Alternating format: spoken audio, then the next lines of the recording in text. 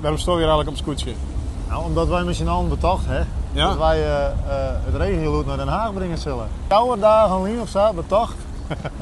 Dat we deze actie gaan doen. Maar een scootje vanuit Warkum op een dieplader naar Delft, daar in het water, met een kraan en dan naar Den Haag. En als wij dit in 4 dagen kennen, dan kunnen we natuurlijk volle meer.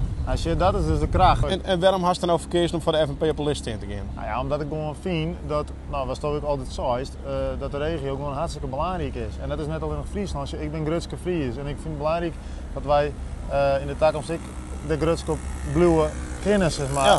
Bijgelijk zoals ik in de andere regio's ik zien bepaalde problemen omrennen. We kunnen elke Grutskens, maar we willen mijlkoor de problemen die het oerlijk hetzelfde zijn eigenlijk oplossen. Ja, klopt. Ja, en als ik in Limburg kom, dan merk ik dat die meesten hetzelfde gevoel hadden wat wij hier als Friesen, die Grutskens. En ik vind die breedte die je erin loeken, vind ik gewoon geweldig. Daar heb ik gewoon mooi, daar heb ik gewoon een gevoel bij. Ja, en top. dat vind ik prachtig. En daarom wil ik me graag ervoor inzetten. Vet.